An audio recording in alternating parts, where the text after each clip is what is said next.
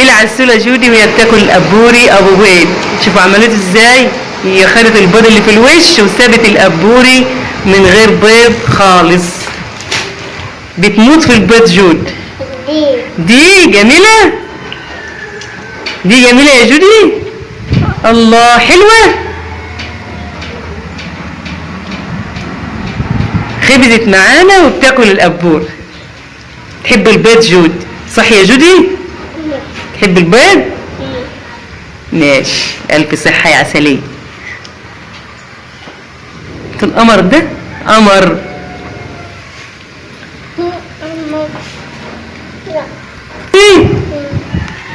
خلصت الأبوري؟ عادش عايزة كمان؟ شاطر. ده الشكل النهائي للأبابير اهو، ما شاء الله. دي أبابير أم بيض. ده الفطير العادي اللي مفيش عليه حاجة خالص أو السادة. ودي الأبوري أبو ملح. ودي الأبابير أم سكر. دي 4 أنواع للأبابير، أو العيش البلدي والأبابير البلدي اللي على حق بطعم وعمايل إيدك نظافة، وبتعملي اللي انت عايزاه براحتك وعلى كيف. بسم الله الرحمن الرحيم. السلام عليكم ورحمة الله وبركاته. اللهم صل وسلم وبارك على سيدنا محمد وعلى آله وصحبه أجمعين. هنشوف عجين العيش اللي شفناه في الأول مع بعض، العيش والأبابير زي ما قلنا أو الفطير، وهنشوف إن شاء الله يعني أسباب نجاحه خصوصا عجين الصيف، وإن شاء الله كل الخطوات هنشوفها مع بعض لوقت ان شاء الله ما يخمر ونقطعه عشان نخبزه. معايا ده دقيق. دقيق ده بنسميه سن يعني بيبقى الغله لما بتطحن في المكنه بيطلع لها درجتين، مثلا درجه ابيض قوي ودرجه بيبقى فيها السن يعني فيها رده اكتر من الدقيق التاني. فالسن ده بنعمله الاول لانه ما بيعيش عشان بيبقى فيه رده، فبنخاف ان هو يسوس او حاجه وبنخبزه الاول. وكمان بيبقى افيد واحسن كمان من الدقيق الابيض بكتير، لان ماليش عرق زي الدقيق الابيض او الدرجه اللي بتطلع ابيض من السن شويه. فعشان كده انا معايا العجين ده، وبرده الدقيق كله ككل هنضيف له برده الاضافه اللي جايه دي ان شاء الله، الغله يعني، لان الغله عموما ما بيبقالهاش عرق زي الدقيق الابيض او الدقيق الفوني اللي بنشتريه من المحلات. فعشان كده بنضيف له نسبه من الفوني او عشان يعمل للعجين عرق نعرف نخبزه وما يتقطعش وما يتبهدلش معانا. فانا معايا ده سن الدرجه اللي يبقى فيها نسبه رد اعلى وسمره. هضيف له دقيق فوني او دقيق ابيض حوالي 1.5 كيلو للكميه اللي شايفينها معايا في الطبق ده عشان اعجنه.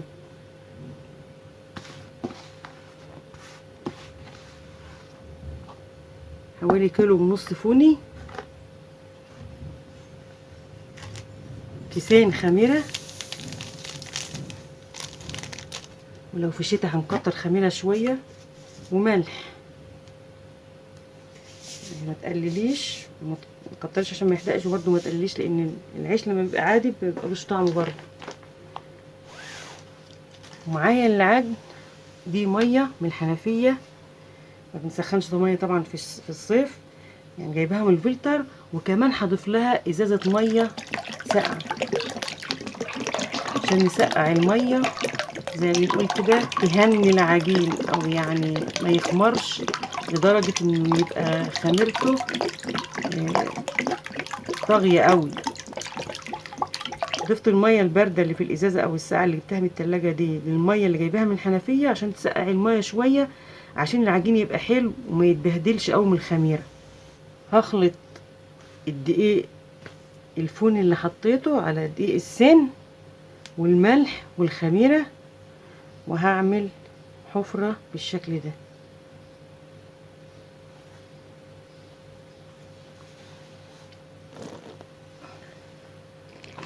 ننزل كميه من الميه بالنظر يعني كده، طبعا اللي بتعجن عارفه. ان شاء الله العجين عايزينه يبقى يابس، لانه لما بيخمر بيسيح. احنا ان شاء الله هنشوفه مع بعض. بسم الله الرحمن الرحيم. هنشوفه مع بعض ان شاء الله لما اخلصه هتبقى عجينته شكلها ايه. والدقيق الاسمر والفوني منخول قبل ما يتعجن، كله لازم يتنخل الاول. هنزل الميه شويه بشويه عشان نملك العجين.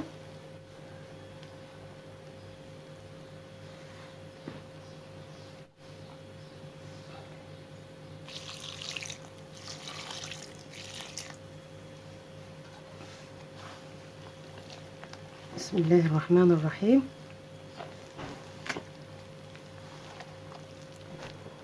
بنحط دقيق فوني، دقيق ابيض، الغله او السن اللي معاكي بدرجه تعمل للعجين عرق، وفي نفس الوقت ما نكترش لدرجه ان العيش ينشف، لان الدقيق الابيض او الفوني بينشف العيش لو كتر. في تحت لسه دقيق اهو، نحط شويه ميه صغيرين كده. نعمل حسابنا بقى ان العجين يعني على وشك بقى خلاص انه مبقاش عايز ميه، عشان ما نمرقوش ونرجع تاني نضيف دقيق. طبعا بتلف الطبق اللي بتعجني فيه من كل ناحيه عشان تعجني العجين من كل ناحيه برضو. وفي نفس الوقت بتشوفي اذا كان فيه دقيق في اي ناحيه من الطبق بتحطي لها ميه. قلل الميه شويه صغيرين بشويه صغيرين. احنا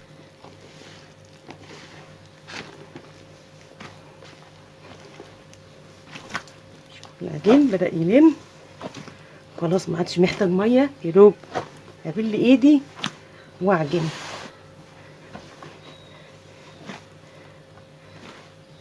السجاده دي شويه صغيرين قوي الم بيهم الدقيق ده بس، بل ايدي بس. ابتدي اعجن بالشكل ده.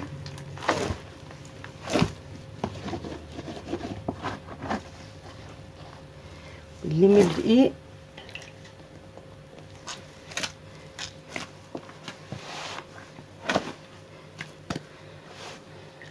عشان انزل العجين اللي على حافة الطبق، ببل ايدي وانزله بالشكل ده عشان ينزل معانا بسهولة في العجين ويبقى الطبق نضيف مفيش في حافته عجين.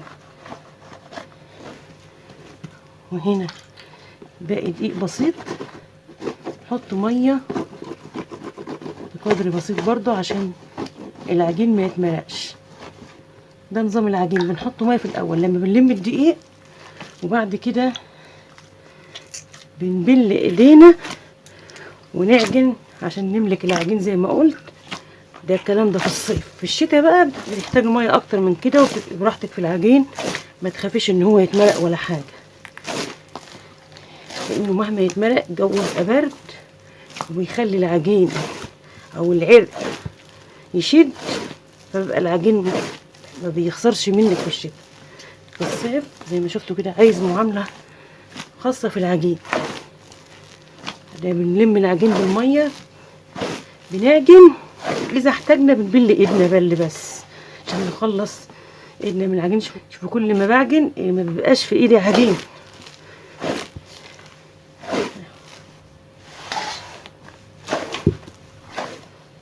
نعجن العجين كويس جدا لما العجينه تنعم ونحس فعلا ان بقى فيها عرق، زي ما كانت ام الله يرحمها تقول، وكل الامهات زمان تقول لك ادي العجين حقه. بالشكل ده مفيش اي عجين على حفله. كمان عجين في ايدي، العجين الحلو يخلص ايدك من العجين اللي فيها ويلم عجين اللي على الحافيه بالشكل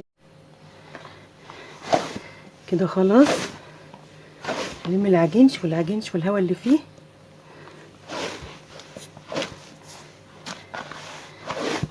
نلم العجين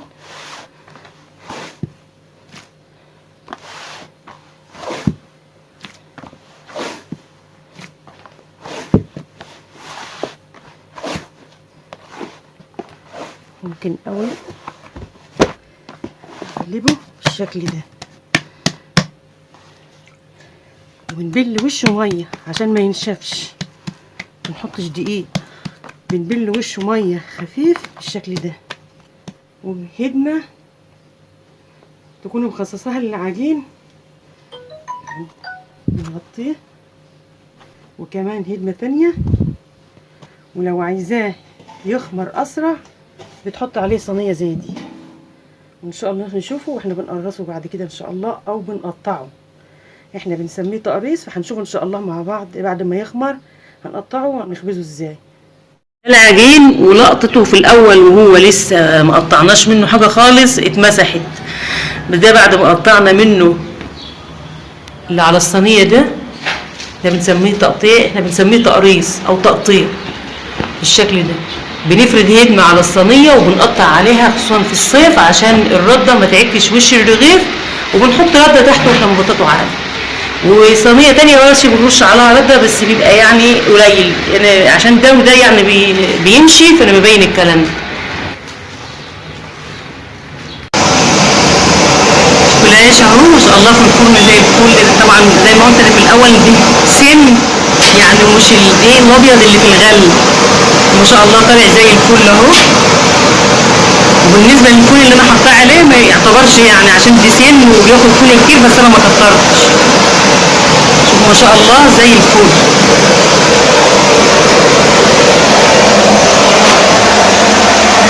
ده العيش اللي على الصينيه اللي اتخبز منه واللي لسه، ده الخبيز من بدايته اهو، بطط بنبتدوا بالنشابه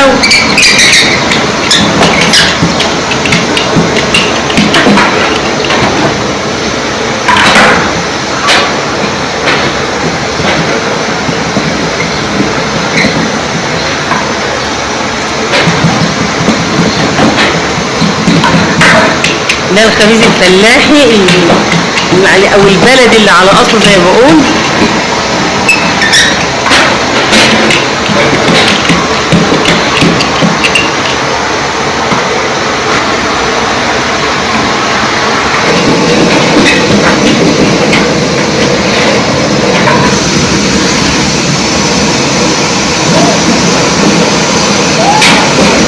ما شاء الله عيش،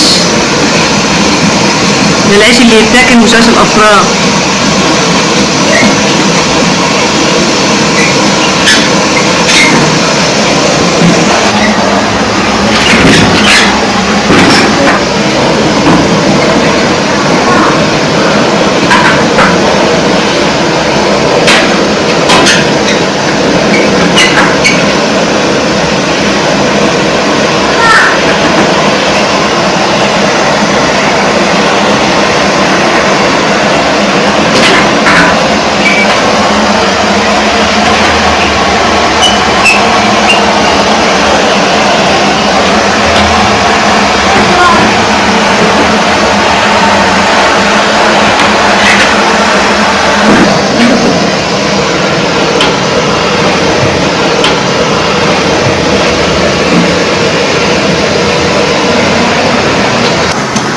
بنعمل الابابير العاديه، نسميه الفطير او الابابير، هو احنا بنعرفه الابابير، الفطير العادي اللي مفيش عليه اي حاجه لا ملح ولا سكر ولا بيض. بنفرده بالشكل ده وبعدين بنحطه في المكنه على نمره 2، بنظبط المكنه على درجتين بس عشان ما يترقش ويبقى زي العيش، وبينزل بالشكل ده وحطه في الفرن.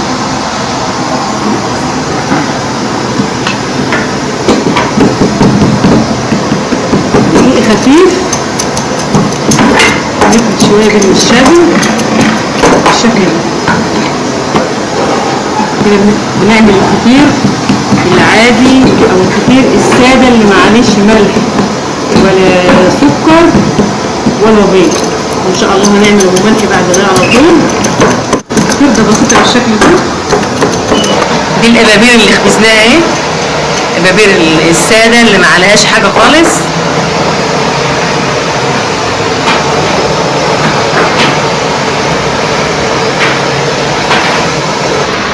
دي الابابير اللي الدقه اللي هي الملح على كمون على فلفل اسمر كزبره، شطه، ولو عايزه تحطي بابريكا كمان حط. تعمليه قبوري بملح او قبوري بدقه، بيبقى طعمه حلو قوي برضه. وطبعا ما بتكتريش ملح لان اللي بيتحط في الفرن بالملح وكتير بيبقى حامي، لكن الملح بتقلليه شويه. ده شكل القبوري بملح.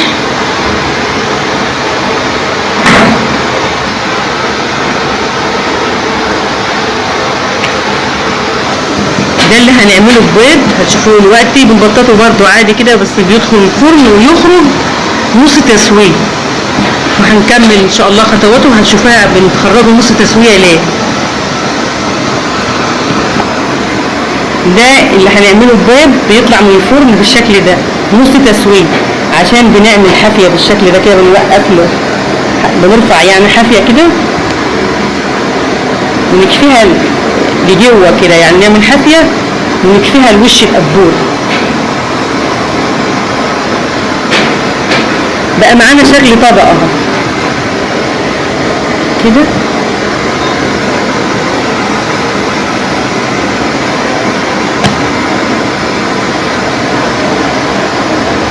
بقى معانا شكل طبق بالشكل ده. دي الابابير اللي هنعملها ببيض، بتدخل الفرن زي ما قلت. بنعملها نص تسويه وبنخرجها، هنعمل لها الحافيه دي نوقفها عشان لما نحط البيض يبقى شكل طبق زي ما انتم شايفين كده. لما نحط البيض ما يقعش من على القبول او على الفطير، بس هو نص تسويه يعني دوب ان شاء الله هيدخل يتشمع تسويته كامله ويبقى زي الفل. الحافيه بنعملها وهو لسه طري، بعد ما يدخل من الفرن على طول بنوقفها بالشكل ده. معايا بقى البيض اللي هيتحط الابابير. معايا للست ابابير 3 بيضات زي ما شايفين في البوله كده. بنحط عليهم حوالي معلقه او 2 زيت،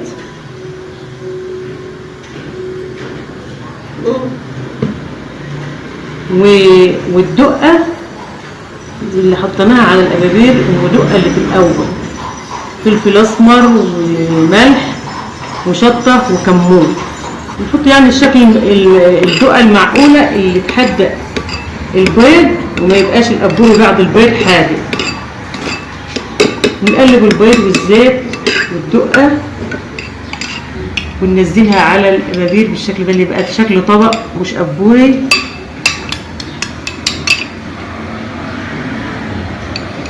كده.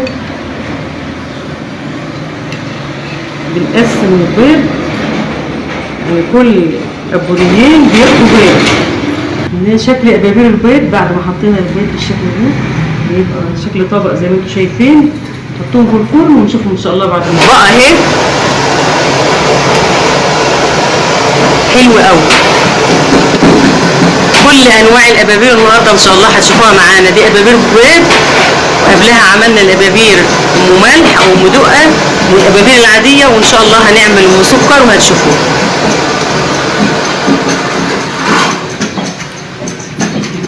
دي الابابير ام بيضه اهي بعد ما خرجت من الفرن،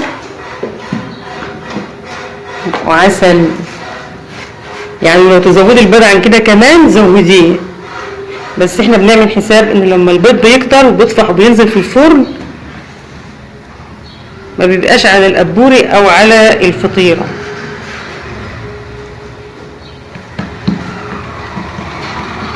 يبقى غمسهم فيهم على طول، يخرجوا من الفرن وتاكلوهم سخنين بيبقوا حلوين. دي الابابير ومسكر بنفردها عادي زي ما بنفرد الابابير العاديه او العيش، بس بنخليها بالحجم ده وبالسمك كده اهو، يعني مش تبقى رقيقه قوي زي العيش ولا تخينه زي الفطير اللي عملناه قبل كده بملح ولا حاجه. ده القبوري خلاص اتفرد. بتحط سكر بالقدر اللي انت عايزاه، يعني كده معقوله اهو. احنا بنحط كده اهو، وكمان زيت.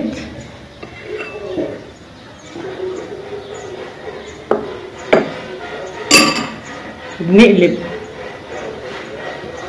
القبوري بالنص وبنقفل الحافيه من الطرف بالشكل ده عشان ما تنزلش الزيت والسكر في الفرن كده. نضغط على الحافيه عشان ما تبقاش تخينه وتلزق في نفس الوقت بالشكل ده. كده بقى معانا أبور السكر اهو، فيه سكر وزيت من جوه، بنحطه على المطرحة. بعد ما بيتحط على المطرحة نرفعه الأول على المطرحة كده عشان ما ينزلش السكر والزيت اللي على وشه واحنا بنشيله. نحط زيت، نحاول نفرد الزيت بالشكل ده كده عشان نحمر كل الأبور ما يبقاش فيه حتة بيضة كده. وبنحط سكر،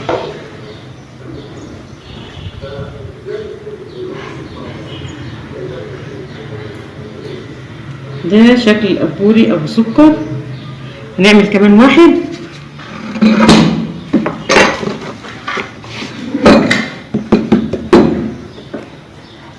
ده الأبوري اهو، نحط زيت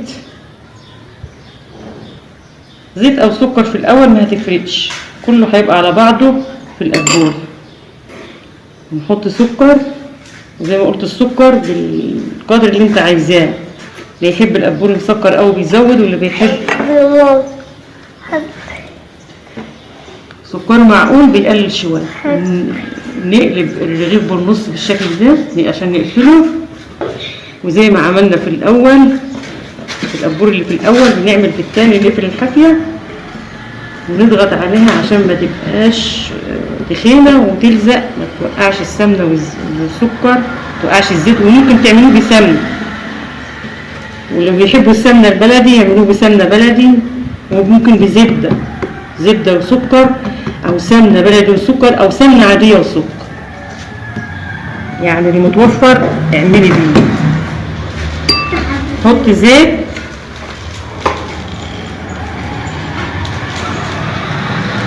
نفرد الزيت على الرغيف او على وش الأبوري كله كده عشان يحمر،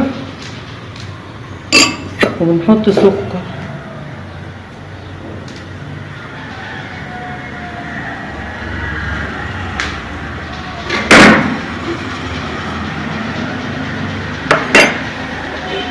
ده عملته ونسيت انقله، يعني هي ما تفرقش، بس المهم ان بتنقل الأبوري على المطرحه ما توقعش اللي حطيته على وش الأبابير.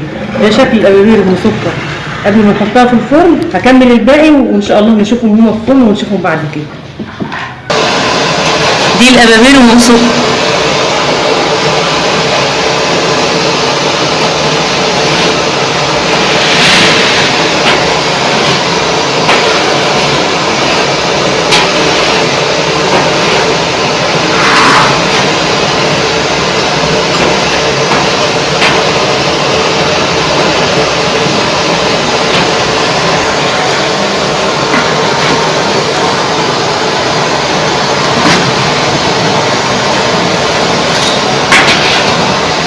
الأبابير مسكر ما شاء الله زي العسل اهي.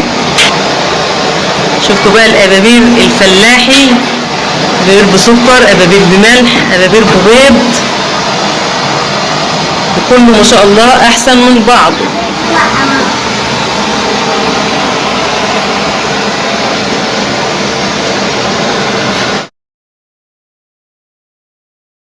دي العسولة جودي وهي بتاكل الأبوري أبو بيض. شوفوا عملته ازاي، هي خدت البيض اللي في الوش وسابت الأبوري من غير بيض خالص. بتموت في البيض جود. دي جميلة، دي جميلة يا جودي. الله حلوة،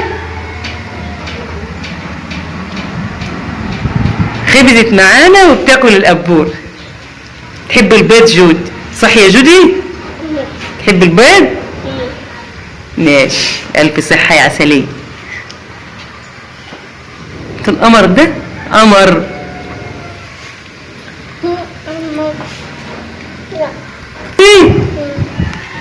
خلصت الأبوري؟ عادش عايزة كمان؟ شاطر. ده الشكل النهائي للأبابير اهو ما شاء الله. دي أبابير مبيض. ده الفطير العادي اللي مفيش عليه حاجة خالص او السادة. ودي الأبوري ابو ملح، ودي الأبابير ام سكر. 4 انواع للابابير، او العيش البلدي والابابير البلدي اللي على حق، بطعم وعمايل ايدك، نظافه، وبتعملي اللي انت عايزاه براحتك وعلى كيفك. تزودي حاجه بتنقصي حاجه، اللي انت بتحبيه بتعمليه. ده الشكل النهائي اهو ما شاء الله. انا حبيت اوريكم العيش الفلاحي بابابيره بانواعها كلها. ده الشكل النهائي، وان شاء الله العيش اللي شفناه مع بعض.